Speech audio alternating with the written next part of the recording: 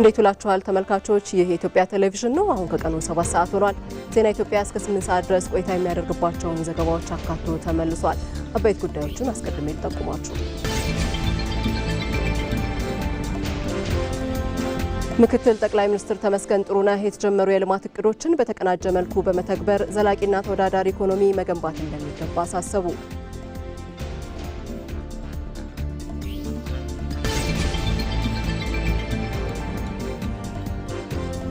ለኢትዮጵያ ዲጂታል ኢኮኖሚ ግንባታ ተቋማት የየራሳቸውን አስተዋጽኦ ሊያበረክቱ እንደሚገባ የደቡባዊ ትብብር የቴክኖሎጂና ኢኖቬሽን ዘርፍ ኃላፊ ዶክተር ሹመቴ ግዛው ገለጹ።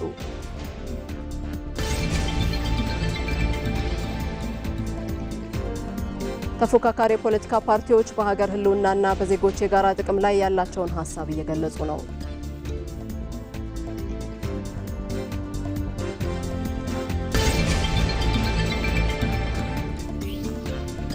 ከውጪ የእስራኤል ሊባኖስ የተኩስ አቁም ለ3 ሳምንት ተራዘመ።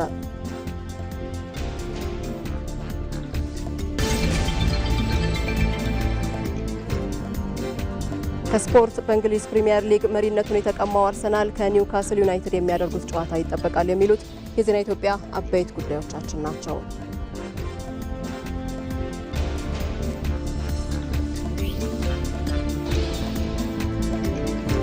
ዜና ኢትዮጵያን እየመራው ከዚህ ከዋናው ስቱዲዮ መታሰቢያ ደረጃ ቆይታ አደርጋለሁ። በተመረጡ ጉዳዮች ላይ ተጨማሪ ሀሳብ የሚያጋሩን ባልደረቦችም ወደ በኋላ ላይ ይቀላቀሉናል። አሸናፊ እንዳለን እናገኘዋለን። ምክትል ጠቅላይ ሚኒስትር ተመስገን ጥሩነህ በተገኙበት የ2018 በጀት ዓመት የሶስተኛ ዓመቱ ቀን አፈጻጸም ሪፖርት ላይ ውይይት እየተደረገ ነው የሚገኘው። ይህንኑ የውይይት መድረክ ተከታትሏል። የተነሱ ጉዳዮችን ደግሞ በቆይታችን የሚያጋራ ነው የሚሆነው። ሌላኛው ባልደረባችን ደግሞ ድሉ ፈቀደም እንዲሁ በቆይታችን ይቀላቀለናል። የጤና ሚኒስቴር በአህጉራዊና ዓለም አቀፋዊ ፋርማሲ ዘርፎች ልምዶች ላይ ያተኮረ የምክክር መድረክ እያካሄደ ይገኛል። ተጨማሪ ጉዳዮችን ደግሞ ከሱ የምንሰማ ነው የሚሆነው። ሌላኛው ባልደረባችን ሙሉ ግርማ የዚሁ ስቱዲዮ ከኛ ጋር ቆይታ ያደርጋል።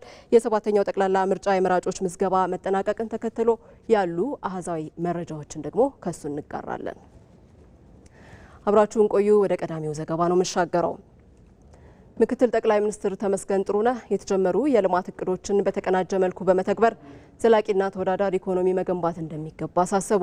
ምክትል ጠቅላይ ሚኒስትር ተመስገን ጥሩነህ በተገኙበት የ2018 በጀት ዓመት የሶስተኛ ዓመቱ ቀን አፈጻጸም ሪፖርት ላይ ከፌዴራል ተቋማት ከፍተኛ አመራሮች ጋር ውይይት እየተደረገ ነው።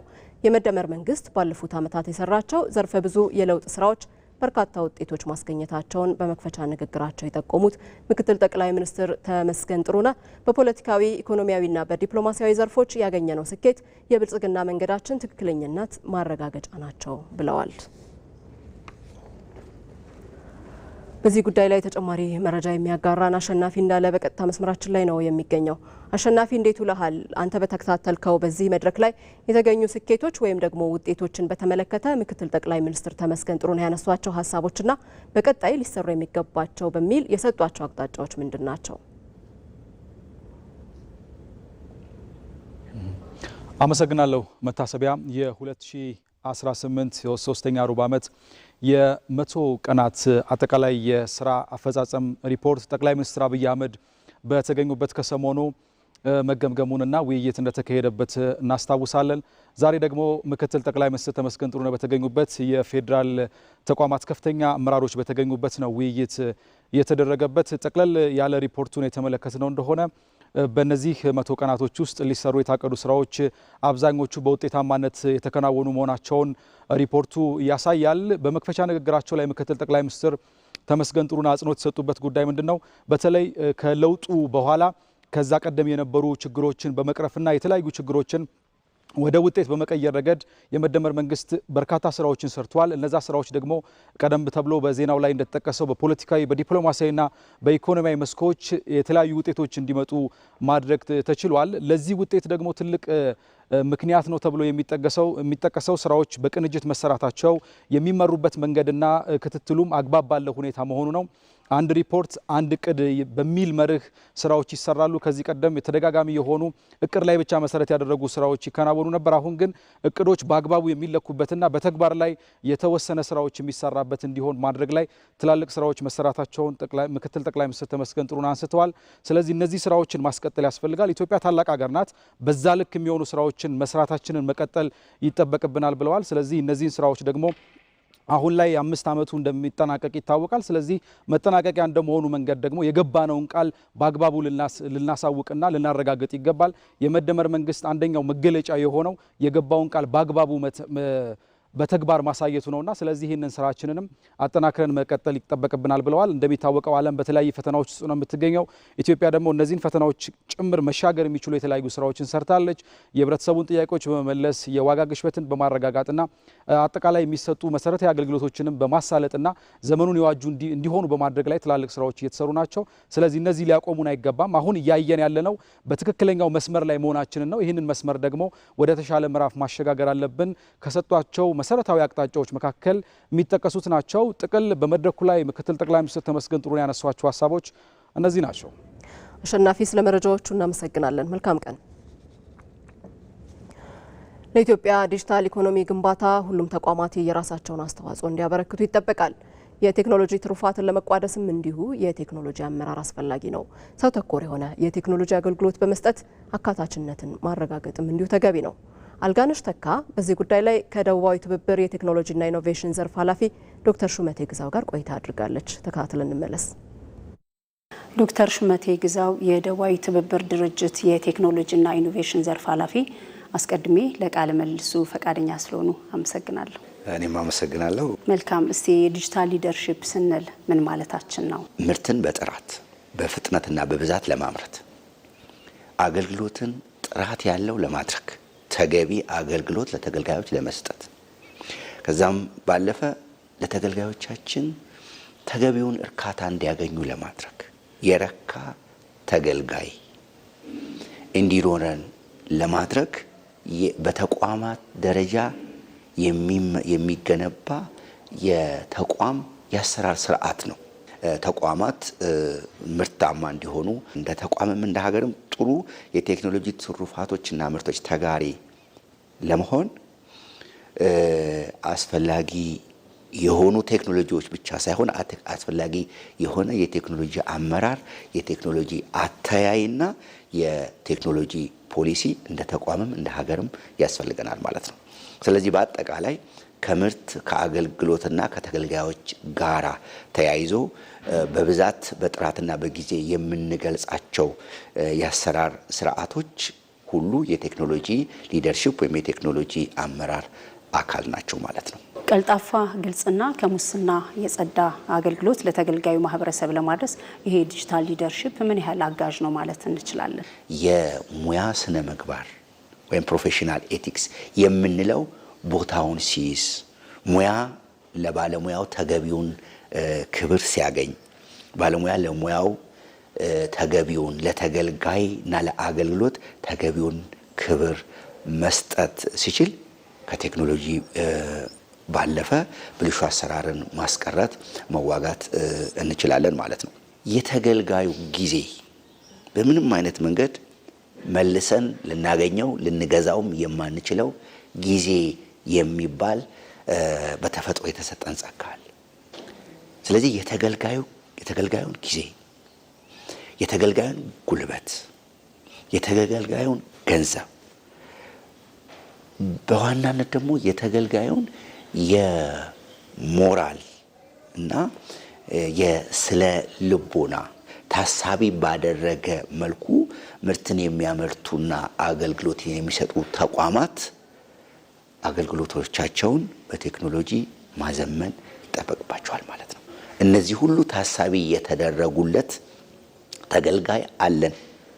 እነዚህ ሁሉ ታሳቢ ያደረገ የተቋማዊ ለውጥ ወይም የቴክኖሎጂ አሰራር ስርዓት መዘርጋት ይጠበቅብናል ማለት ነው። ቴክኖሎጂን ከከተሞች ባሻገር ወደ ገጠሩ የሀገራችን አካባቢዎች ተደራሽ ለማድረግ አካታች ለማድረግ መሰራት ያለባቸው ስራዎችስ ምንድን ናቸው?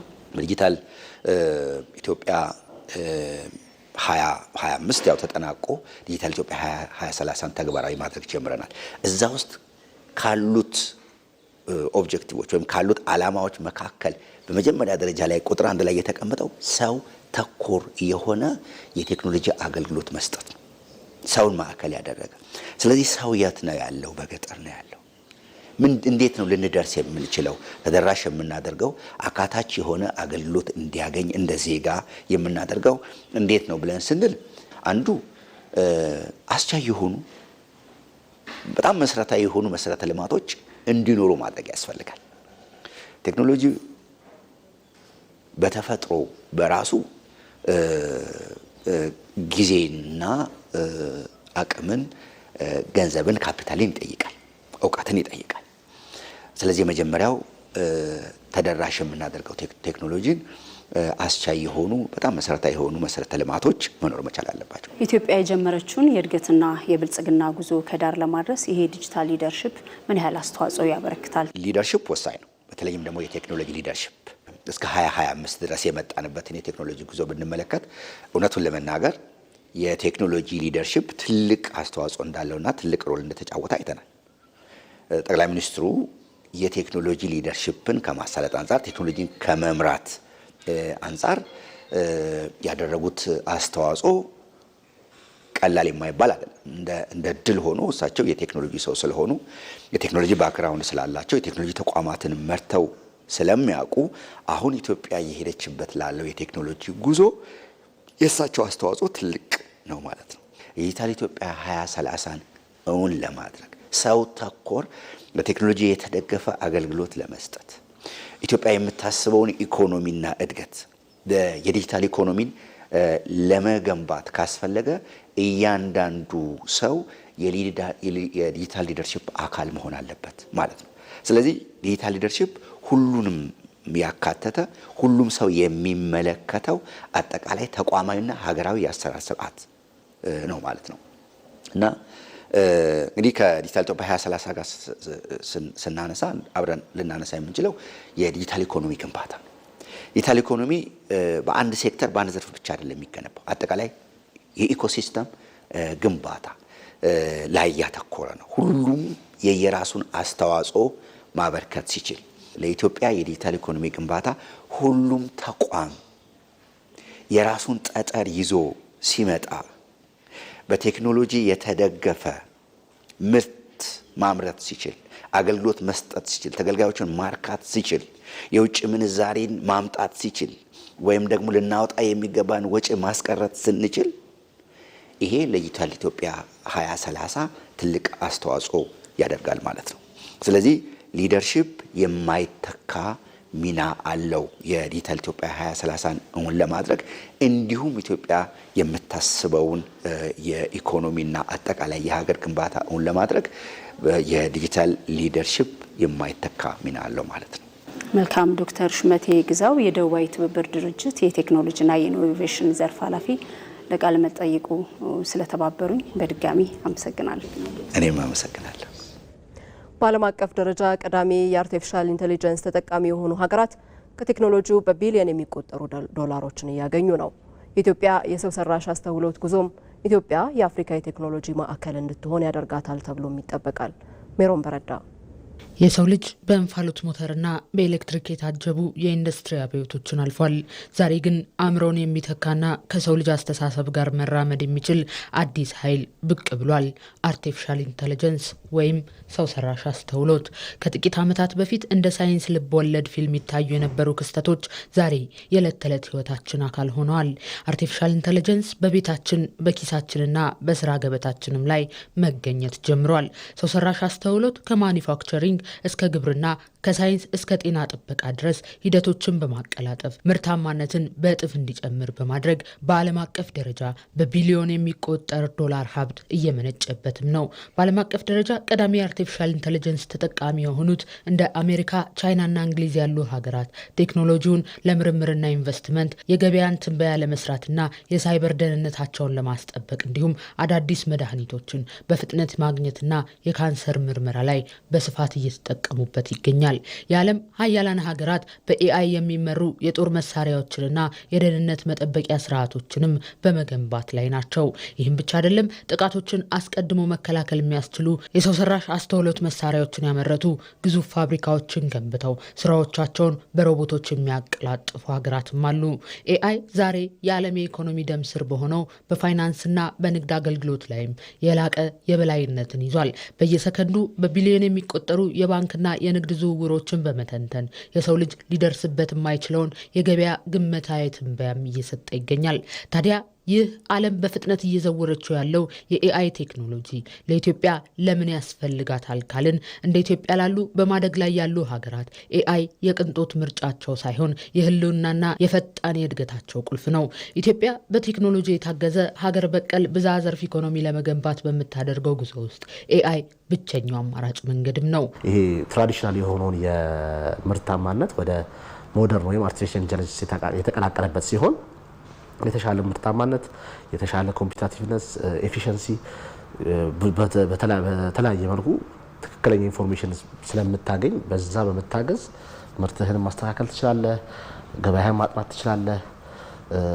ያሉ የሚያስፈልጉትን ነገሮች ብዙ ጥቅም አለው ብዬ አስባለሁ። የአርቲፊሻል ኢንተለጀንስ በሰዓቱ መገንዘብና ብዙ ሳይርቅ ሳንቀደም እኛም አብረን ጎን ለጎን ማደግ ያለብን ነገር ነው ያስባለሁ። ኢትዮጵያ የኤአይ ቴክኖሎጂን ከሩቅ መመልከት ብቻ ሳይሆን ቀድማ ወደ ተግባርም ገብታበታለች። በተለይም በ2012 ዓ.ም የተመሰረተው የአርቲፊሻል ኢንተለጀንስ ኢንስቲትዩት ለዚህ ትልቁ ማሳያ ነው። ኢንስቲትዩቱ በአሁኑ ወቅት በጤና በግብርናና በፋይናንስ ዘርፎች ላይ ያተኮሩ የኤአይ ሶፍትዌሮችን በማበልጸግም ላይ ይገኛል። በአይን ሕክምናና በካንሰር ምርመራ ረገድ የተሰሩ ስራዎች ለዚህ ተጠቃሽ ናቸው። የኢትዮጵያን ቋንቋዎች ወደ ዲጂታል ፎርማት በመቀየር ኤአይ እንዲረዳቸው የማድረግ ስራም በከፍተኛ ደረጃ ተከናውኗል። ኢትዮጵያ የጀመረችውን ጉዞ ዘላቂ ለማድረግ ደግሞ የሰለጠነ የሰው ኃይል እንደሚያስፈልጋት አጠያያቂ አይደለም። ታዲያ ለዚህ ደግሞ መንግስት ለመክፈት ያቀደው የአርቲፊሻል ኢንተለጀንስ ዩኒቨርሲቲ የሀገሪቱን የቴክኖሎጂ ዕጣ ፈንታ የሚቀይር ትልቅ እርምጃም ነው። ዩኒቨርሲቲው የትምህርት ተቋም ብቻ ሳይሆን የአፍሪካ የኤአይ ማዕከል እንዲሆንም ጭምር በእቅድ ተይዟል። ወጣት የኢትዮጵያ የፈጠራ ባለቤቶች ዓለም አቀፍ ደረጃ ያለውን እውቀት በሀገራቸው እንዲያገኙ ያስችላቸዋል። ታዲያ እነዚህ ዛሬ ላይ ኢትዮጵያ ያደረገቻቸው ጉዞዎችና የጣለችው መሰረት ነገ የምትገነባዋ ሀገር የአርቲፊሻል ኢንተለጀንስ ተቋማዊ ግንባታና በቅርቡ በምትከፍተው የኤአይ ዩኒቨርሲቲ አማካኝነት የወደፊት መዳረሻዋ የአፍሪካ የቴክኖሎጂ ማዕከል እንድትሆንም ያደርጋታል። ሰፊ ወጣት ኃይል ያላት ኢትዮጵያ ወደፊት በአርቲፊሻል ኢንተለጀንስ የሰለጠኑ ወጣቶችን ለዓለም ገበያ ከማቅረብ ጀምሮ የውጭ ቴክኖሎጂን ከመጠበቅ ይልቅ ለኢትዮጵያና ለአፍሪካ የጤናና የግብርና ዘርፍ ችግሮች መፍትሄ የሚሰጡ የኤአይ ውጤቶች እዚሁ የመመረት እድልም ይኖራቸዋል። ኢትዮጵያ አሁን በጀመረችው ከግብርና መር ወደ ኢንዱስትሪ ከዚያም ወደ ዲጂታል መር ኢኮኖሚ የምታደርገው ሽግግርና አሁን እነዚህ ዘርፎች በሰው ሰራሽ አስተውሎት የታገዙ እንዲሆን እየሰራች ያለችው ስራ ወደፊት የግብርና ዘርፉ በዘፈቀደ ሳይሆን በመረጃ ላይ የተመሰረተ እንዲሆንና ሰው ሰራሽ አስተውሎት ድርቅን ጨምሮ በዘርፉ ያሉ ችግሮችን አስቀድሞ በመተንበይና ምርትን በማሳደግ ሀገሪቱን የምግብ ዋስትና ያረጋገጠች እንድትሆንም ያደርጋታል። ይህ ደግሞ በሀገሪቱ አሁን በተግባር እየዋለ የሚገኝ የመጀመሪያው እርምጃ ነው። አግሪካልቸር ላይ ከፕሮዳክቲቪቲ ከዛ ቀጥሎ ደግሞ በሽታዎችን ከመለየት አንጻር እንሰራለን። ከፕሮዳክቲቪቲ አንጻር ምርትን ከማዘመን አንጻር ከምንሰራው አንዱ ምን ያህል ምርት ይኖረናል ብሎ ኤስቲሜሽን የመስራት ነው፣ ወይ ደግሞ ምን ያህል እናመርታለን የሚለውን ነገር ፕሮጀክሽን መስራት ነው። እዚህ ስክሪን ላይ እንደምታዩት ኤአይ ተጠቅመን አክቹአሊ በድሮን ነው የምናነሳው። ፎቶግራፊ እናነሳለን። ፎቶግራፍ ካነሳን በኋላ ኤአይ ተጠቅመን የእያንዳንዱን የስንዴ ዛላ መለየት እንችላለን፣ መቁጠር እንችላለን። ስለዚህ ሙሉ የፋርሙ ላይ ያለው ሙሉ የግብርና ፋርሙ ላይ ያለውን ኢሜጅ ከወሰድን በኋላ ዛላዎቹን መቁጠር ስለምንችል እያንዳንዱ ዛላ ምን ያህል እንደሚይዝ ሳምፕል ስለምናደርገው እሱን አባስተን ምን ያህል ምርት ይሰጣል at the end of the day የሚለውን ነገር ኢስቲሜት ማድረግ ይቻላል። ሌላው ትልቁና ኢትዮጵያ ተስፋ የምትጥልበት የጤናው ዘርፍ የጤና አገልግሎት ጥራቱን በማሻሻልና አገልግሎቱን ቀልጣፋ በማድረግ ዜጎች ቦታ ሳይገድባቸው በወቅቱ ሕክምናቸውን የሚያገኙበት ደረጃ ላይ እንደምትደርስም ይጠበቃል። በኢትዮጵያ ያለው የኤአይ ተስፋ በወረቀት ላይ የሰፈረ ሳይሆን በሆስፒታሎች፣ በግብርናና በወጣቶች የፈጠራ ማዕከላት ውስጥ በተግባር የሚታይ ነው። ኢትዮጵያ የሰው ሰራሽ አስተውሎት ቴክኖሎጂን በአግባቡ ከተጠቀመችበት በቴክኖሎጂ የታገዘ ብልጽግናን ማረጋገጧ የማይቀር ሀቅ ነው።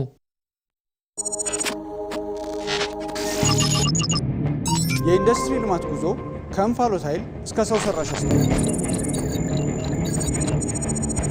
ዓለም በኳንተም ኮምፒውቲንግ እና በጠፈር ምርምር ትልቅ ለውጥ ላይ ይገኛል። አየር ንብረት ለውጥ ጉዳት ለመከለልና የኤነርጂ ሉዓላዊነቷን ለማረጋገጥ ሀገር ወደ አረንጓዴ ቴክኖሎጂ ፊቷን አዙራለች። ኢትዮጵያ ዲጂታል 2025ን በድል አጠናቃ ወደ ዲጂታል 2030 ተሸጋግራለች።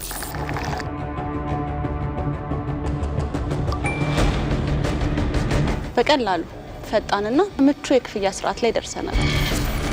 በቴክ መረጃችን በዓለም ላይ የሚገኙ የተለያዩ የቴክኖሎጂ መረጃዎችን በዝርዝር የቴክኖሎጂ ጉዞና የፈጠራ ውጤቶችን የሚያሳዩ አጫጭር ዘጋቢ ፊልሞች፣ ሀገራዊ ቴክኖሎጂ ዘርፉ ምሰሶ የሆኑ ተቋማትን፣ ግለሰቦችንና ድንቅ ስራዎቻቸውን አብረን እንጎበኛለን። በቴክ ካፌ ተቀምጠን ከጥልቅ ሳይንሳዊ ምርምሮች እስከ ተለያዩ የቴክኖሎጂ ሀሳቦች ከዘርፉ ባለሙያዎች ጋር እንወያያለን። ከመረጃ ባሻገር እውቀት፣ ከእውቀት ባለፈ ግርምት፣ የሳይንስ የቴክኖሎጂና የኢኖቬሽን አዲስ መዳረሻ ቴክት በቅርብ ቀን።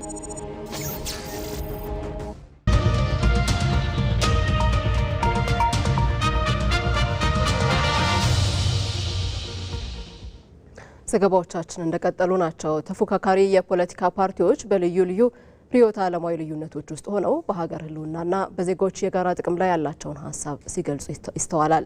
ለመሆኑ ፖለቲካ ፓርቲዎች በብሔራዊ ጥቅም ላይ ሊኖራቸው የሚገባው አቋም ምን መሆን አለበት? ፓርቲዎችስ ለስልጣን በሚያደርጉት ፉክክር ውስጥ ብሔራዊ ጥቅምን ከፓርቲ ጥቅም እንዴት ይለያሉ?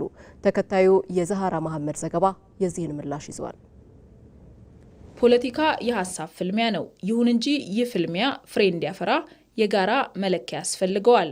ከመለኪያዎቹ አንዱ የሀገርን ብሔራዊ ጥቅም ማስጠበቅ ነው። ምሁራን እንደሚስማሙበት ብሔራዊ ጥቅም ማለት ከአንድ ፓርቲ ፍላጎት በላይ የሆነ የሀገርን ሉዓላዊነት፣ የዜጎችን ደህንነትና የኢኮኖሚ እድገትን የሚያረጋግጥ የጋራ እሴት ነው። ፖለቲካ ውስጥ መወዳደርና መተጋገዝ የሚባል ሁለት ነገሮች አሉ። ኮምፒቲሽን እና ኮኦፕሬሽን የሚባል ፖለቲካ ውስጥ ኮምፒቲሽን ለምርጫ ፖለቲካ ፓርቲዎች መወዳደር አለባቸው እንዳልኩ። የማንወዳደርባቸው ቦታዎች ግን አሉ። ለምሳሌ ሀገራዊ ጥቅም የሚባል ናሽናል ኢንተረስት የሚባል ጉዳይ ላይ አንፎካከርም። እሱ የጋራችን ነው፣ የምንቆምበት ነው። ናሽናል ኢንተረስታችንን ሀገራዊ ጥቅማችንን የማንጠብቅ ከሆነ እንደ ሀገር የለንም። እንደ ሀገር የለንም ማለት ግን ብዙ ነገር ነው ትርጉሙ። ፖለቲካ የለም፣ ምርጫ የለም፣ ፖለቲካ ፓርቲ የለም፣ ምንም ነገር የለም ማለት ነው። በጣም አፌክት ያደርገናል። ስለዚህ የጋራችን ነው ማለት ነው፣ የምንቆምበት መቆሚያችን ነው። በዲሞክራሲያዊ ስርዓት ውስጥ ተፎካካሪ ፓርቲዎች የመንግስትን ስራ የመተቸትና አማራጭ ሀሳብ የማቅረብ መብት አላቸው። ነገር ግን ይህ ትችት ሀገር ሕልውና ላይ አደጋን የሚጋብዝ ወይንም የውጭ ኃይሎች ጣልቃ እንዲገቡ ቀዳዳ የሚከፍት መሆን የለበትም። ይልቁንም በብሔራዊ ጉዳዮች ላይ ቀይ መስመር ሊኖራቸው ይገባል። በሀገር ጉዳይ ላይ ኮምፕሮማይዝ የምናደርጋቸው ምንም ነገር የለም፣ ዳውት የለውም። በሀገር ጉዳይ ላይ የምንነጋገረው ነገር የለም። ሀገራዊ አጀንዳዎች የተባሉት አሉ። እሱ ላይ ሁሉም ፓርቲዎች የጋራ አቋም ልንይዝ ይገባል። የጋራ መግባባት ልንይዝ ይገባል። ከፓርቲም በላይ ከሁላችንም ከፐርሰናል ነፍሳችንን በላይ የሆነው የሀገራዊ ጥቅማችን ነውና የሀገራዊ ጥቅማችንን በማስቀደም በዋናነት የሀገር ጥቅም በማስቀደም የምናደርገው ምርጫ መሆኑን በዚህ ማረጋገጥ እንፈልጋለን። ተፎካካሪ ፓርቲዎች የፖለቲካ ልዩነታቸው እንደተጠበቀ ሆኖ መሰረታዊ በሚባሉ ሀገራዊ ጉዳዮች ላይ ከገዢው ፓርቲ ጋር የጋራ መግባባት መፍጠር አለባቸው።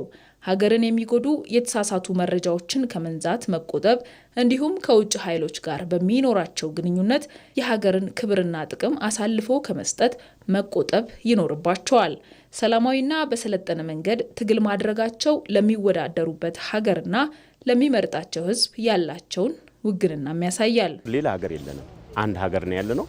እቺ ያለናትን ሀገር ግን ፖለቲካ ፓርቲዎች በመተባበር ሁሉም ኢትዮጵያ ዜጋ የሆነው በሙሉ በመተባበር ነው የሚያሻግረውና የኛ ፖለቲካ ፓርቲዎች ሚና ደግሞ በሀገር ጉዳይ ላይ ሳይሆን የምንፎካከረው በፓርቲ በወንበር ዙሪያ ላይ ነው የምንፎካከረው። ሀገር ሌላ ነው፣ ይሄ ወንበር ሌላ ነው ለማለት ነው። ከዚህ በፊት በነበረን ምርጫም በአሳለፍነው ለውጥ ከሚባለው ከተከሰተበት ጊዜ አንስቶ በፓርቲያችን የተያዙ አቋሞች አሉ። ብሔራዊ ጥቅም ለማንም የማናሻማ የማንሸቅጥ መሆናችን የተመሰከረለት ፓርቲ መሆኑን እናሳውቃለን። እንዲሁም ደግሞ የፖለቲካ ፓርቲዎች እንግዲህ በዋናነት በአገር አቀፍም ይሁን በክልል ደረጃ የተመዘገቡ በሰላማዊ መንገድ እንንቀሳቀሳለን ብለው ሰርቲፊኬት ይዘው የሚንቀሳቀሱ ሁሉ ሀገር ስላለ ነው በሰላማዊ መንገድ እንንቀሳቀሳለን የተባለውና ሀገር ጥቅም አሳልፎ የሚሰጥ አካልን በጋራ የምናወግዝ መሆኑ የሚታወቅ ነው። ተፎካካሪ ፓርቲዎች የሀገርን ሀብትና ስልጣን በኃላፊነት እንዲያዝ የሚቆጣጠሩ የዲሞክራሲ ምሰሶች ናቸው። ጠንካራ ተፎካካሪ ፓርቲ ባለበት ሀገር ብሔራዊ ጥቅም ይበልጥ ይከበራል፣ ዜጎችም የተሻለ እምነት ይኖራቸዋል። የሰባተኛው ጠቅላላ ምርጫ በልዩ ሁኔታ ከሚመዘገቡት ውጪ የመራጮች ምዝገባ ሚያዝያ 14 ተጠናቋል።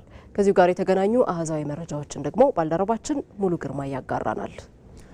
መልካም እንግዲህ የኢትዮጵያ ብሔራዊ ምርጫ ቦርድ ከየካቲት 28 እስከ መጋቢት 28 ድረስ የመራጮች ምዝገባን ሲያካሄድ ቆይቷል። ከመጋቢት 28 ጀምሮ ደግሞ ባራዘመው እስከ ሚያዝያ 14 ድረስ እንግዲህ የመራጮች ምዝገባን ሲያካሄድ ቆይቷል። እንግዲህ በእነዚህ ባሉት ቀናቶች ውስጥም አጠቃላይ የምርጫ ሂደቶችን የመራጮች ምን ያህል ናቸው የሚሉትንም በትናንትናው ዕለት የኢትዮጵያ ብሔራዊ ምርጫ ቦርድ ዋና ሰብሳቢ መግለጫ ሰጥተዋል። አጠቃላይ የነበሩ አሃዛዊ መረጃዎች ምን ይመስላሉ የሚሉትንም ስንመለከት በዚህ በሰባተኛው ጠቅላላ ምርጫ ላይ የተመዘገቡ መራጮችም ከ50 ሚሊዮን 500 ሺህ በላይ የሚሆኑ ስለመሆናቸው ነው የኢትዮጵያ ብሔራዊ ምርጫ ቦርድ ያስታወቀው።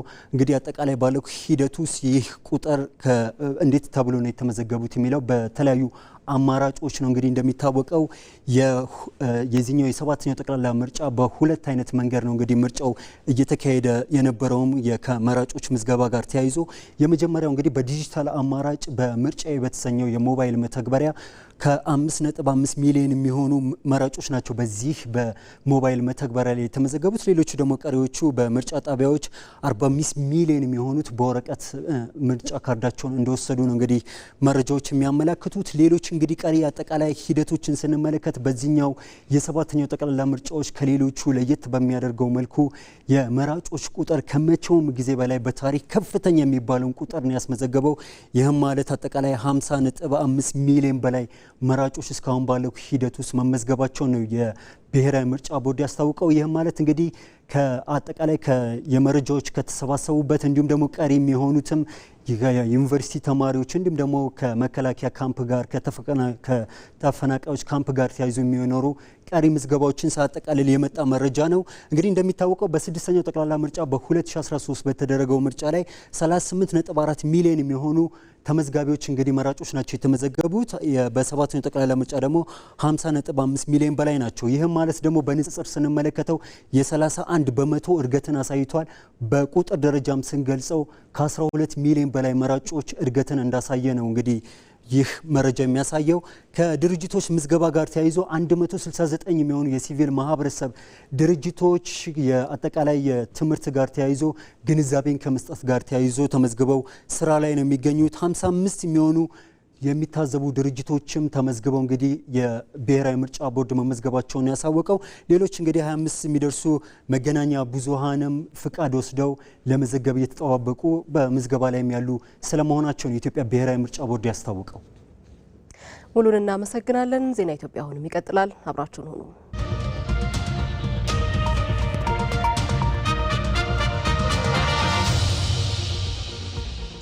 ጤና ሚኒስቴር ከኢትዮጵያ ፋርማሲ ማህበር ጋር በመተባበር በአህጉራዊና በዓለም አቀፋዊ የፋርማሲ ዘርፍ ልምዶች ላይ ያተኮረ የምክክር መድረክ በማካሄድ ላይ ነው። መድረኩ በዋናነት በኢትዮጵያ ያለውን የመድኃኒት አገልግሎት ከዓለም አቀፍ ደረጃ ጋር ለማጣጣምና የህብረተሰቡን ፍላጎት መሰረት ያደረገ ዘመናዊ አሰራር ለመዘርጋት ያለመ ነው። ይህንኑ ጉዳይ ይዘን ነው የምንቆየው። ተጨማሪ መረጃዎችን ሊያጋራን ባልደረባችን እድሉ ፈቀደ በቀጥታ መስመራችን ላይ ይገኛል። እድሉ እንዴት ቆይተሃል? በዚሁ አንተ በተከታተልከው የምክክር መድረክ ላይ በዋናነት የተነሱ ሀሳቦች ምንድናቸው? ከዚህ ምክክር በኋላስ የሚጠበቀው ነገር ምንድን ነው?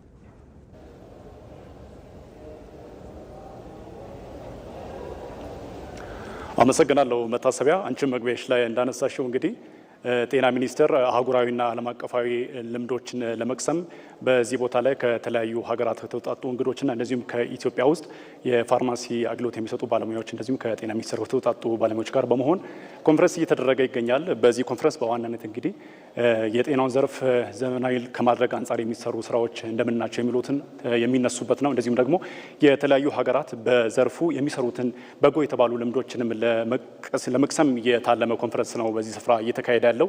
በዚህ ኮንፈረንስ ላይ ከተገኙ ሀገራት መካከል ከኬንያ፣ ከታንዛኒያ፣ ከዩጋንዳና ከሌሎችም ሀገራትም የተገኙ እንግዶች አሉ። እነሱ እንግዲህ በመድረኩ ላይ የተለያዩ ልምዶቻቸውንና ጥናታዊ ጽሁፋቸውን አቅርበዋል።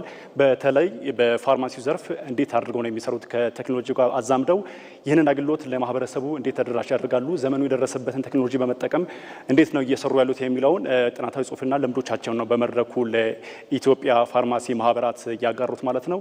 እንግዲህ ኢትዮጵያ አሁን ባለው ሁኔታ በተለይ ከቴክኖሎጂ ጋር በሚዛመድ መልኩ እጅግ በተለያዩ ስራዎችን በመስራትና ውጤታማ የሚባሉ ስራዎችን ከቴክኖሎጂ ዘርፍ እየሰራች እንደሆነ አንስተው በጣም አፕሪሺየት አድርገዋል ማለት ነው። በዚህ በተለይ በፋርማሲው ዘርፍም እንደዚህ አይነት ስራዎች መበርታታት በጤናው ዘርፍ ላይ መሰራት እንዳለባቸውም ተነስተዋል። በተለይ ኢትዮጵያ አሁን ላይ በኤአይ ዘርፍ ላይ በጤና ዘርፍ ብቻ ሳይሆን በግብርናውም በተለያዩ ቴክኖሎጂ ዘርፎችም እየሰራች ያለችው ስራ እጅግ በጣም ሌሎች አፍሪካ ሀገራት ተሞክሮ መሆን የሚችል መሆኑን አንስተዋል። የኢትዮጵያ የፋርማሲ ማህበራትን በበኩላቸው እንደዚህ አይነት እድሎች ደግሞ ለኢትዮጵያ ፋርማሲ ባለሙያዎች ደግሞ ከተለያዩ ዓለማት ጋር እኩል እንዲሆኑ ተወዳዳሪ ሆነው ሌሎች ሀገራት ላይ ደግሞ ተወዳዳሪ ሆነው ማገልገል የሚችሉበት ምቹ እድል መሆኑንም አንስተዋል። በተለይ ለምሳሌ አንድ የፋርማሲ ባለሙያ ኢትዮጵያ የሚያገለግል ከሆነ ኬንያ ሀገር ወይም ታንዛኒያ ወይም ሌላ ሀገር ሲሄድ እኩል እውቀት ስታንዳርዱ የጠበቀ እውቀት እንዲኖራቸውና ሙያውን የተረዱበት መንገድ ከሁሉም ጋር እኩል እንዲሆን ተደርገው የሚሰራበት መንገድ መሆኑ እጅግ በጣም አበረታች መሆኑንም አንስተዋል። በሌላ በኩል ደግሞ ጤና ሚኒስቴር እነዚህ ነገሮች ትኩረት ሰጥተው ከፋርማሲ ማህበራት ጋር አንድ ላይ በመቀናጀት ለኢትዮጵያ የሚጠቅመው በተለይ አሁን በኮንፈረንሱ እየተነሱ ያሉ ሌሎች ሀገራት ያቀረቡትን ጥሩ የተባሉ ተሞክሮችን በመውሰድ አንድ ላይ በመሆንና በመቀናጀት የተሻለ የአገልግሎት ተደራሽነትን ማስፋት እንዳለባቸውና መግባባት ላይ መድረስ እንዳለባቸውም አጽንኦት የተሰጠበት መርሃ ግብር ነው ማለት ይቻላል። ኮንፈረንሱ ዛሬን ጨምሮ ነገም የሚከናወኑ ይሆናል። በዚህ ኮንፈረንስ ላይ የተለያዩ ጥናታዊ ጽሁፎች ይቀርባሉ፣ የተለያዩ ሀገራት ተሞክሮች ይቀርባሉ። ከዛ በኋላ ኢትዮጵያ በዓለም አቀፍ ደረጃ የጤናውን ዘርፍ ተደራሽ የምታደርግበትን እጅግ ምቹ የሆኑ መንገዶችን አመቻችታ ትቀጥላለች ተብሎ ነው የሚጠበቀው። በጥቅሉ በዛሬው ኮንፈረንስ ላይ የተነሱ ዋና ዋና ሀሳቦችና ነጥቦች ይህንን ይመስላሉ። መታሰቢያ እናመሰግናለን። እድሉ መልካም ቀን።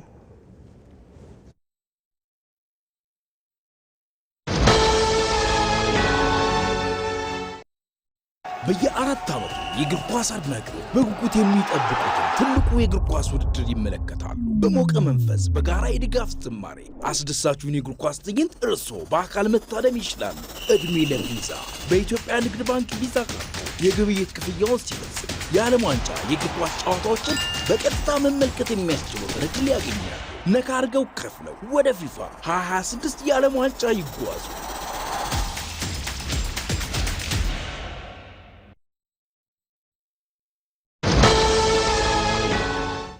የኢትዮጵያ ኢንዱስትሪ በታሪክ አጋጣሚ ለግማሽ ክፍለ ዘመን ያህል ከሀዲዱ ጋር ሆድና ጀርባ ሆኖ ቆይቷል። የሎጂስቲክስ መስመርና የፋብሪካ መራራቅ በሀገሪቱ የኢኮኖሚ ጫንቃ ላይ የፈጠረው ዕዳ ዛሬ ታሪካዊ እርቅ እየተደረገለትም ይገኛል። የኢንዱስትሪ ፓርኮችን ከባቡር መስመሮች ጋር የማስተሳሰር ስራ አመርቂ ውጤትም የተመዘገበበት ነው። ሳምሶን ገድሉ ትላንት እሳት እየተፋ ወደፊት ይገሰግስ የነበረው ባቡር ለኢትዮጵያ ኢንዱስትሪ መወለድና መስፋት ቀዳሚ ፋና ወጊ ነበር። ይህ የሎጂስቲክስ ዘርፍ በዘመናዊ የንግድ ታሪክ ውስጥ ተጠቃሽም ተመስጋኝም ነበረ። ኢትዮጵያም ከዚህ ብዙ ካተረፈችበት በጎ ልምምዷ እንደ ልቧ መዝለቅን ግን አልታደለችም። ለዘመናት የባቡር መሰረተ ልማቱ ከኢንዱስትሪው ጋር ትስስር መፍጠር ባለመቻሉም የሚጠበቅበትን ኢኮኖሚያዊ አስተዋጽኦ ማበርከት ሳይችል ቆይቷል። በንጉሱ ዘመን መጨረሻ አካባቢ 1966 ድረስ ከጣሊያን ወረራ በኋላም ንጉሱ ሲወርዱ መካከለኛና ከፍተኛ የሚባሉ 273 ፋብሪካዎች ነበሩን። እነዚህ ፋብሪካዎች አንድ እንደ ጥሩ ነገር የሚታየው ትሬንድ በዛ ጊዜ የነበረው የባቡር መስመርን ተከትሎ የሚሰራ ነበረ። ይህን የማነሳበት ምክንያት በኋላ እክል ከሆነው አንዱ የእነዛን ሎጂስቲክስ ሌን ተከትሎ አለመሄድ አሁን ባለው ሁኔታ የፈጠረውን ጫና ለማየት አንድ የሚያስተምረን ነገር ስለሆነ ነው። ይህ የባቡር ሀዲድና ኢንዱስትሪ መኳረፍ የፈጠረው ቁጭት ተቀምጦ የሚቆዝሙበት ሳይሆን በዘርፉ በቁርጠኝነት ለመስራት የብርታት ምንጭ ሆኗል። አሁን ባለው የኢኮኖሚ መነቃቃት እጅግ የባቡር ሚና በጣም ከፍተኛ ነው። በመደመር መንግስት ላይም በግልጽ እንደተቀመጠው ቁጭት አለ። ከዚህ በፊት እንዳልከው ከዚህ በፊት የነበረው ታሪካዊ ነገሩ መቀጠል ያለመቻሉ ጋር የተገናኘ ቁጭት አለ። ያንን ደግሞ ያለ ባቡር እድገት እንደማይመጣም በግልጽ የመንግስትም ፖሊሲ ሆኖ በግልጽ ተቀምጧል። ያ ለባቡር ዘርፉ ከፍተኛ አስተዋጽኦ የሚያደርግ ነገር ነው። ትላንት በተናጠል የቆሙ ግዙፍ ፕሮጀክቶች አሁን የብረት ሀዲዱን ሙጥኝ ብለዋል። እንደ ሞጆ ደረቅ ወደብና የድሬዳዋ ልዩ ኢኮኖሚ ዞን ያሉ የኢኮኖሚ አውታሮች ከባቡር መስመር ጋር ተዋደዋል። ወጪና ገቢ ንግዱንም ይበልጥ ቀልጣፋና ፈጣን እያደረጉትም ይገኛሉ። ማምረት ብቻ ሳይሆን የንግድ ሰንሰለትም የሎጂስቲክስ ጉዳይም ክሪቲካል ስለሆነ ለምሳሌ የድሬዳዋን ፍሪ ዞን ብትወስድ በአቅራቢያው ድራይ ፖርት አለ። በድሬዳዋ ድራይ ፖርትና ፍሪ ትሬድ ዞን መካከል 4000 ሄክታር ቦታ ነበር።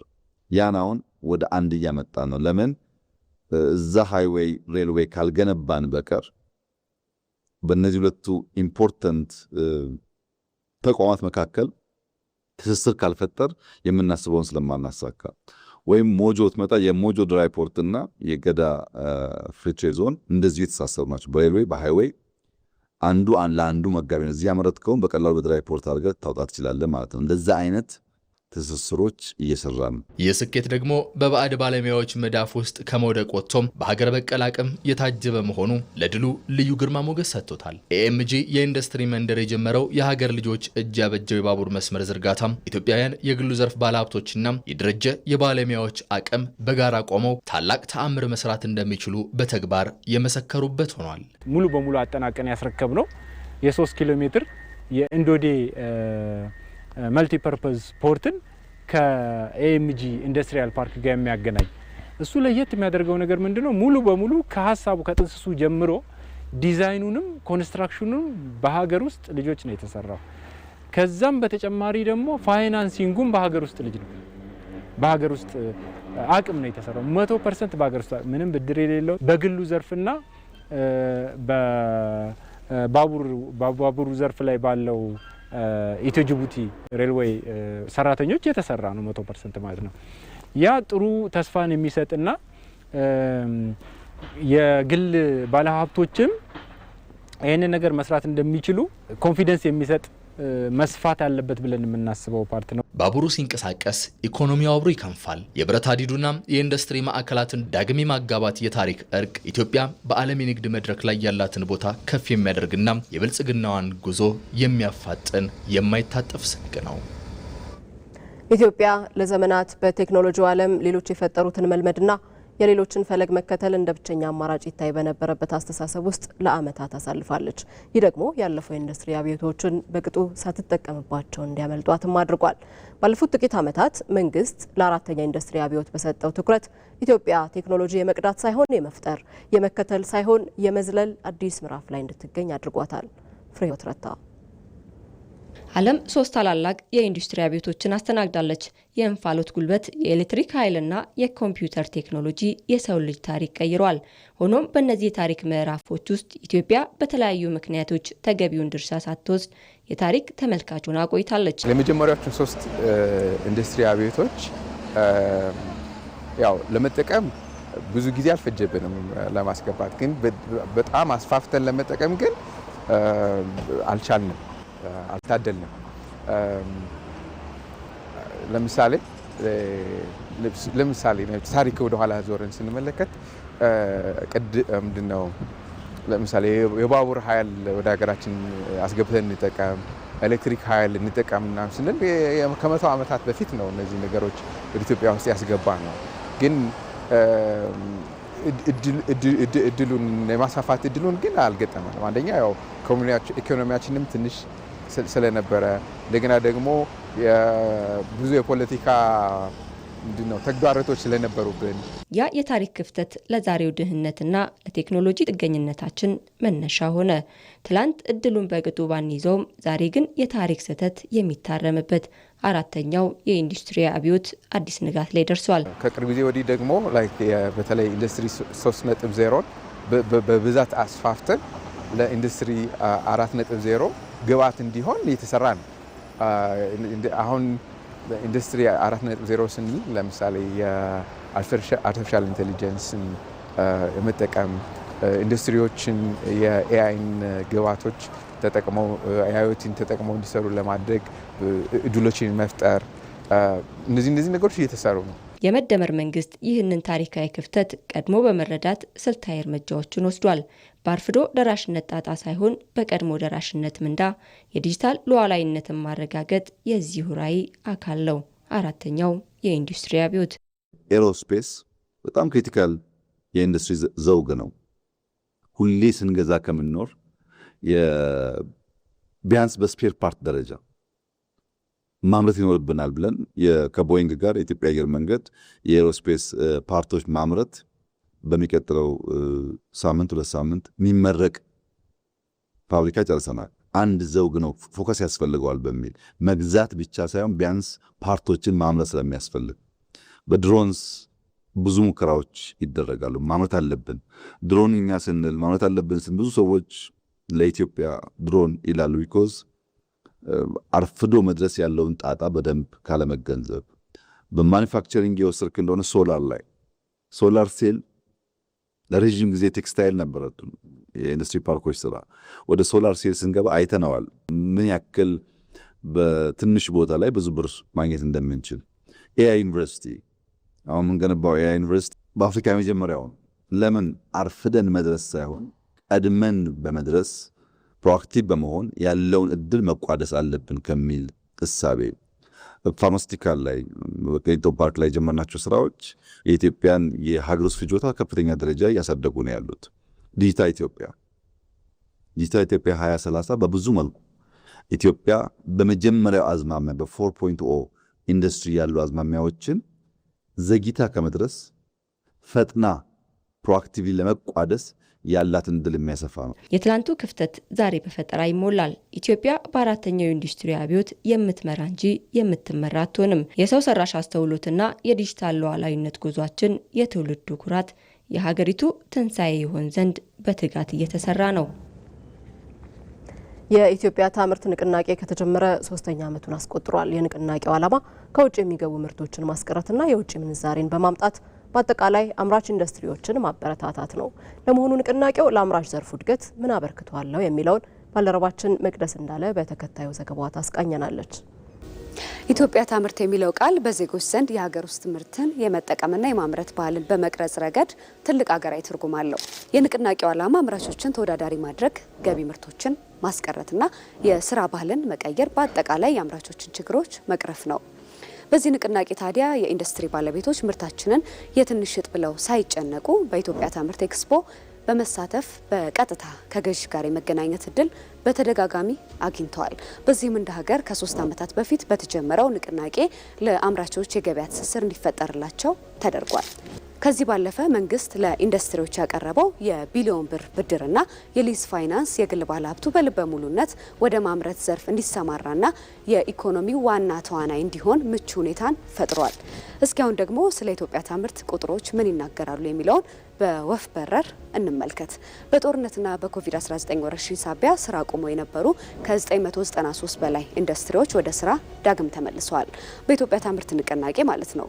ማምረት ከሚገባቸው ከ50 በመቶ በታች እያመረቱ የነበሩ አምራቾችም በንቅናቄው ተደግፈው ተጨባጭ ለውጥ አምጥተዋል።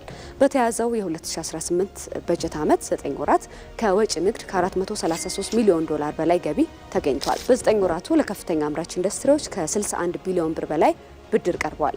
በ9 ወራቱ ለአነስተኛና መካከለኛ ኢንዱስትሪዎች ለስራ ማስኬጃና ለሊዝ ፋይናንስ 14 ቢሊዮን ብር ተሰጥቷል። በቀጣይም በሀገሪቱ ያለውን አቅም በመጠቀም በቀጣይ 10 ዓመታት ኢንዱስትሪው ሀገራዊ ምርት ድርሻው ከ6.9 በመቶ 17.2 በመቶ ለማሳደግ ግብ ተጥሏል። የኢንዱስትሪው የሀገራዊ ምርት ጂዲፒ ድርሻ ወደ 17.2 በመቶ እንዲያድግ የተቀመጠው ግብ ሀገሪቱ ከግብርና ወደ ኢንዱስትሪ ለምታደርገው የኢኮኖሚ ሽግግር እንደ ትልቅ መሰረት የሚወሰድ ነው። በ2022 ዓ.ም ከአምራች ኢንዱስትሪው ዘርፍ በአመት ወደ ውጭ ከሚላክ ምርት አሁን ከሚገኘው $400 ሚሊዮን ወደ $9 ቢሊዮን ማሳደግ የንቅናቄው ግብ ነው። በተጨማሪም የአምራች ኢንዱስትሪው ዘርፍ የማምረት አቅም ወደ 85 በመቶ ማሳደግ እንዲሁም ከ5 ሚሊዮን ለሚልቁ ዜጎች የስራ ዕድል ለመፍጠር እየተሰራ ይገኛል። የአምራች ዘርፉን የሀገር ውስጥ ገበያ ድርሻ ከ45 በመቶ ወደ 60 በመቶ ማሳደግ ሌላው የኢትዮጵያ ታምርት ንቅናቄ ግብ ነው። በአጠቃላይ ኢትዮጵያ ታምርት ንቅናቄ አምራች ኢንዱስትሪው ከገጠሙት ፈታኝ ችግሮች ተላቆ የሀገሪቱ የኢኮኖሚ ሉዓላዊነት ምልክት እንዲሆን መንገድ እየጠረገ ይገኛል። በቀጣይ 10 ዓመታት የሚጠበቁት ውጤቶች ሲሳኩ ኢትዮጵያ በምርታማነት የምትታወቅና በዓለም አቀፍ ገበያ ተወዳዳሪ የሆነች የኢንዱስትሪ ማዕከል እንድትሆን ያስችላታል።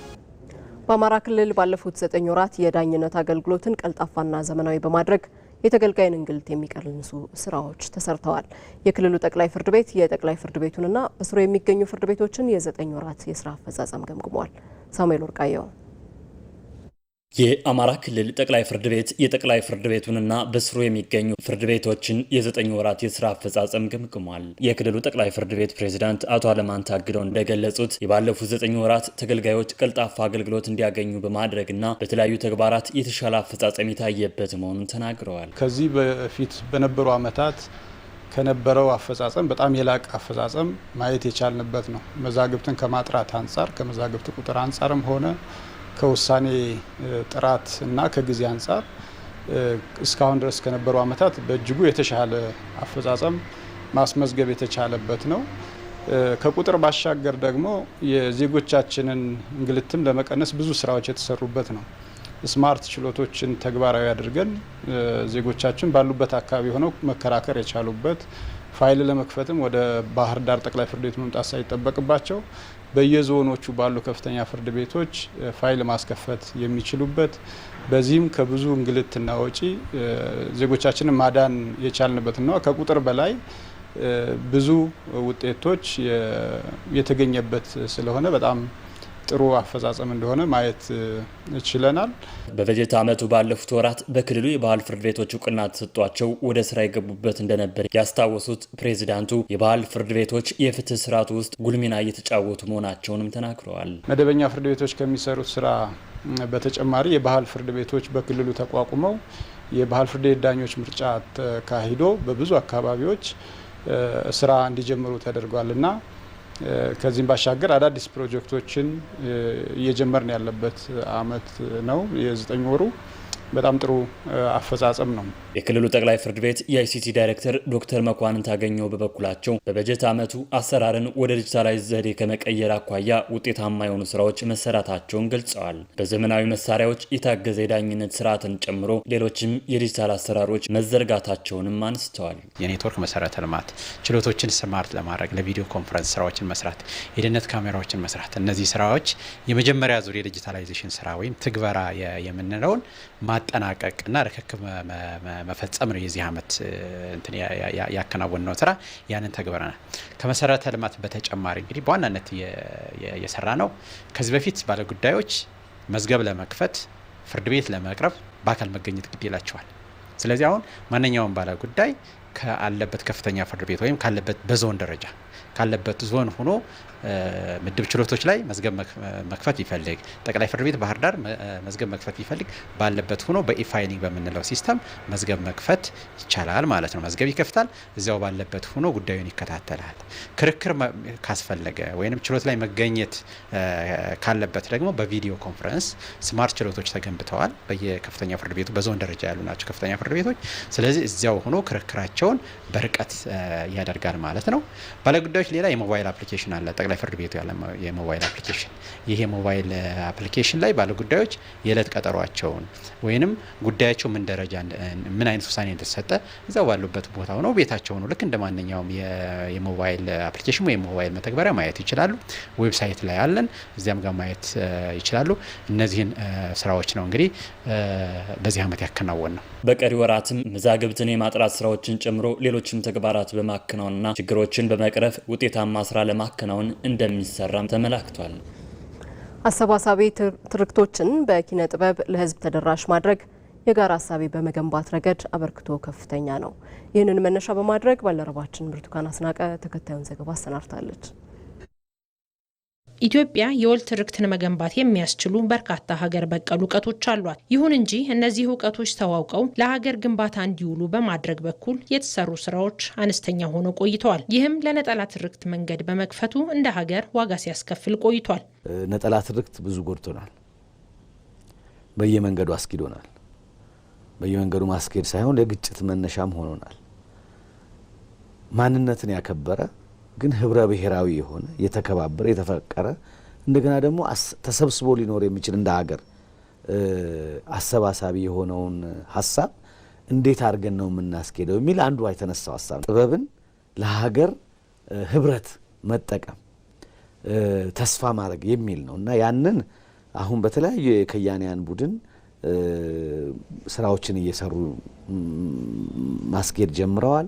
የህዝቦችን አብሮ መኖር በማጠናከር አሰባሳቢ ትርክትን የሚገነቡ ባህሎችን ለማስተዋወቅ ኪነ ጥበብ ያላት ሚና ከፍተኛ ነው። ይህንን የኪነ ጥበብ አበርክቶ በመጠቀም በኩል በተወሰነ መልኩ ጥረቶች ቢደረጉም ይህ የበለጠ መጠናከር እንዳለበት የቲያትር ባለሙያው ጌትነት ተካ ይናገራል። የአባይ ግድብን መሰረት ድንጋይ ሲጣል የነበረን አስተሳሰብ እንደ ህዝብ እንደ አንድ ሀገር እንደ ብዛታችን ሳይሆን እንደ አንድ ሆነን አሜን ብለን የተቀበልንበት ሁኔታዎች ነበሩና አጫጭር የቴሌቪዥን ፊልሞች፣ ሙዚቃዎች አስተዋጽኦ ነበራቸው ይህንን ህብረት ለማምጣትና ይህንን ስብስብ ወደ ተሻለ ውጤት ለማሻገር አስተዋጽኦ ነበራቸው።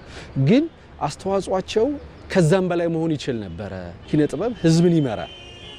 ህዝብ የተሳሳተ አመለካከት የተሳሳተ አቅጣጫ ሲይዝ ኪነ ጥበብ ህዝብን የሚመራበት መንገድ አለው ራሱ ማለት ነው። ለጋራ አንድነትና ለብሔራዊ ጥቅም መከበር ከፍተኛ ሚና የሚወጣውን የወል ትርክት ለመገንባት ሀገር በቀል እውቀቶችን ለማስተዋወቅ ሁሉም ባለድርሻ የራሱን አበርክቶ መወጣት ይኖርበታል። የሉዓላዊነት ጉዳይ ሊሆን ይችላል። ለምሳሌ የባህር በር ጉዳይ አሁን ኢሹ የሆነ የመጣ ጉዳይ ነው። ኢትዮጵያ የባህር በር ያስፈልጋታል። በዚህ ደረጃ ደግሞ ህዝብ ውስጥ እንዲሰርጽ ለማድረግ ሁሉን አቀፍ የሆነ ነገር ለውጥ ያስፈልገናል። የዲጂታል ፕላትፎርም አሁን ወደ 30 ቋንቋዎች እየተጠናቀቁበት ያለ ፕላትፎርም አለ እዚህኛ እየተሰራ ያለ እዛ ውስጥ አንድ ሰው ቢያንስ 3-4 ቋንቋ ለመማር የሚያስችልበት ከራሱ ቋንቋ በተጨማሪ ይሄ በጣም ኢዚ ያለው ከዲጂታል ኢትዮጵያም ጋር ሊያያዝ የሚችል ትልቅ ስራ ነው እየተሰራ ያለው። ያ አንዱ የሌላውን ቋንቋ ማወቅ ኢትዮጵያዊ የሆነውን ቋንቋ ማወቅ ለአሰባሳቢ ለህብረት ለሚያመጣው ትርክት አንዱ መሳሪያ በመሆኑ እሱንም እየሰራንበት ነው ያለን። ነጣጣይ ትርክቶችን ለማረምና አሰባሳቢ ትርክቶችን በተገቢው መንገድ ለማስፋት ሀገር በቀል እውቀቶች ያላቸውን ፋይዳ ተረድቶ በትኩረት መስራት እንደሚገባም ተገልጿል። የውጭ ዜና። የአሜሪካው ፕሬዝዳንት ዶናልድ ትራምፕ በእስራኤልና በሊባኖስ መካከል ያለው የተኩስ አቁም ስምምነት ለተጨማሪ 3 ሳምንት መራዘሙን አስታወቁ። ይሁን እንጂ አሜሪካ በኢራን ላይ ያላትን ወታደራዊ ጫና በመጨመሯ በቀጠናው ያለው ውጥረት ተባብሷል። መሐመድ አሊ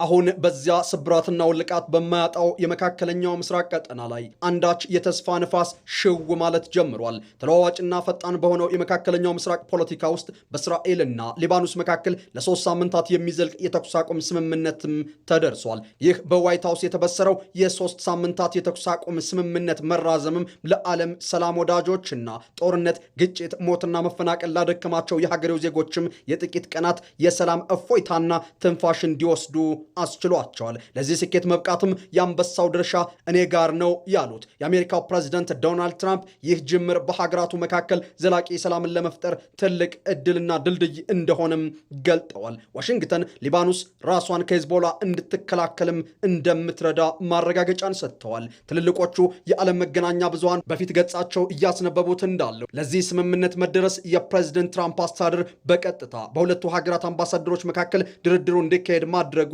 ከዚህ ቀደም ከነበረው ቀጥተኛ ያልሆነ ድርድር የጸዳና በቀጣይም አሜሪካ በመካከለኛው ምስራቅ ሰላምና ጸጥታ ላይ ያላትን ተጽዕኖ ለመመለስ የሚያስችል እድል ነው በማለት ለትራምፕ አስተዳደር ተግባር ይሁንታን ችረውታል። ፕሬዝደንት ዶናልድ ትራምፕ ዘላቂና ረጅም ርቀትን ለመጓዝ አድካሚ ኃላፊነቶችንም ለመወጣት ተዘጋጅቻለሁ ብለዋል። እንዴት በሚል ለቀረበላቸው ጥያቄም የሀገራቱን መሪዎች ማለትም ጠቅላይ ሚኒስትር ቤንጃሚን ናታንያሁንና የሌባኖሱን ፕሬዝዳንት ጆሴፍ አውንን በቅርብ ጊዜያት አገናኝቼ ስምምነቱን ዘላቂ በማድረግ ነፍስ ዘራበታለሁ፣ ቀጠናውንም ከአጣብቂኝና ከአደጋ እታደገዋለሁም ብለዋል። ለመሆኑ ይህ የተኩስ አቁም ስምምነት ታዲያ መካከለኛው ምስራቅን ከገባበት ቅርቃር ይታደገው ይሆን? የአልጀዚራና የዩሮኒውስ ዘገባ የቀደመውን የተንታኞች ስጋት ይጋራል። ሂዝቦላን ያላካተተ የሌባኖስ ድርድር ምንም ያክል መራመድ እንደማይችልና እስራኤል ሂዝቦላን ሙሉ በሙሉ ትጥቅ ለማስፈታት በሊባኖስ ላይ ግፊት ማድረጓ የሊባኖስን የውስጥ ውልቃት እንዳያባብሰው ስጋት አላቸው። ሂዝቦላም በድርድሩ አለመገኘቱ ብቻ ሳይሆን የመቃወም መብት አለኝ ማለቱ ስምምነቱ ቀጠናውን ቀርቶ ሀገሪቱን የመታደጉ ነገር አደጋ ውስጥም ከቶታል። በአሁኑ ወቅት በዚያ ቀጠና የምናየው ሁኔታ በአንድ በኩል ሰላምን ለማምጣት የሚደረግ የዲፕሎማሲ ሸማ ሲሆን፣ በሌላ በኩል ደግሞ ቀጠናውን ወደ ጨለማ ሊከት የሚችል የጦርነት አዝመራ እየተኮተኮተ ነው። እናም በዚህ ውስጥ ሰላሙ የ3 ሳምንት ጊዜ ተሰጥቶታል። ይህም በበርካቶች እይታ እስራኤል ለተሻለና ጥራት ላለው ጥቃት ራሷን ለመጨረሻ ጊዜ የምታዘጋጅበት፣ አሜሪካም የኢራንን አንገት በኢኮኖሚ ሸምቀቆ የምታጠብቅበት፣ ኢራን ደግሞ ከመደራደር ወይንም ከመጋፈጥ የትኛው ያዋጣል ብላ የምትጨነቅበት ጊዜ ነውም እየተባለ ነው። በመጨረሻም ስፖርት።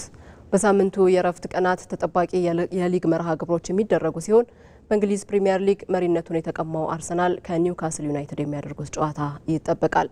በተመሳሳይ በጣሊያን ሴሪኤም ኤሲ ሚላን ከጁቬንቱስ የሚያደርጉት ጨዋታም ከተጠባቂዎቹ ውስጥ የሚጠቀስ ነው። ሀና ታሪኩ።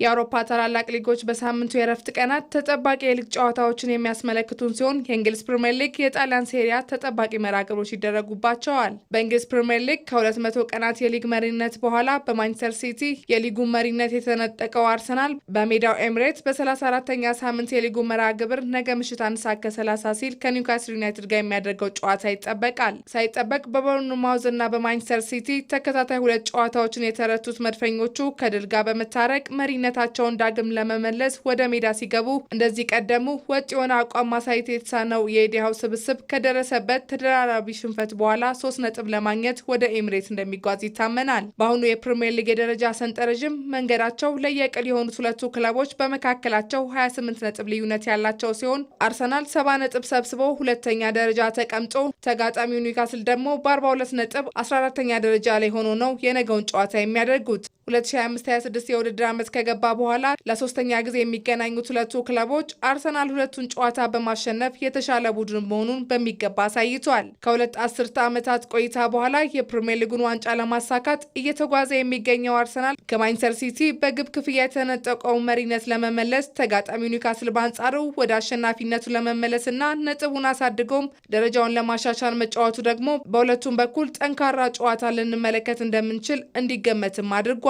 በጨዋታው በባለሜዳው አርሰናል በኩል በጉዳት ምክንያት ቡካዮ ሳካ፣ ጁሊያን ቲምበር እና ካላፊዮሪ የመሰለፋቸው ነገር ማረጋገጫ ያልተሰጠ ሲሆን በተጋጣሚያቸው ኒውካስል በኩል አንቶኒ ጎርደን ከጨዋታ ውጭ የመሆን እድሉ ሰፍቷል። የጆሊንግተን ግን አልተረጋገጠም። እንደ ቢቢሲ መረጃ 179ኛ የእርስ በርስ ግንኙነታቸውን የሚያደርጉት ሁለቱ ክለቦች አርሰናል 79ን በማሸነፍ የተሻለ የበላይነት ያለው ሲሆን ኒውካስል 64 ጊዜ መድፈኞቹ ላይ ድል ተቀናጅቷል። 35 ጊዜ ደግሞ ተከባብረው ወጥተዋል። በጣሊያን ሴሪያ 34ኛ ሳምንት እሁድ ምሽት 3:45 ሲል ኤሲ ሚላን በሜዳው ጁቬንቱስን የሚያስተናግድበት ጨዋታም ከሚጠበቁት መካከል ይገኝበታል። በሴሪያ ሁለተኛና አራተኛ ደረጃ ላይ የተቀመጡት ሁለቱ ክለቦች ኤሲ ሚላን ከከተማ ተቀናቃኙ ኢንተር ሚላን ጋር ያለውን የነጥብ ልዩነት ለማጥበብና ከተከታታይ ሽንፈቶች ማግስት በኋላ ባሳለፍነው ሳምንት ሄላስ ቬሮና ላይ የተቀናጀውን ድል ለመድገም ጁቬንቱስ ደግሞ የአውሮፓ ሻምፒየንስ ሊግ ተሳትፎ ቦታን ለማግኘት ከወዲሁ የራሱን የቤት ስራ እየሰራ ለመሄድ የሚያደርጉት ጨዋታ ነው። በውድድር ዓመቱ በሴሪያው 6ኛ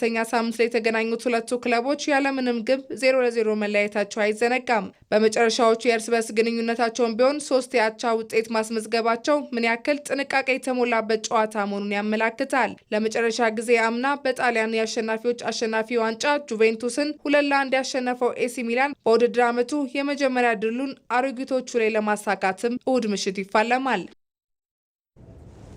እኩለ ቀን የጀመረው ዜና ኢትዮጵያ በተከታተላችሁት መልኩ የዛሬ ዕለተ አርብ ቆይታውን አጠናቀቀ። አብራችሁን ስለነበራችሁ እናመሰግናለን። መታሰቢያ ደረጃ ከዜናው ጋር ቆይታ አድርጌያለሁኝ። በሰላም ዋሉ።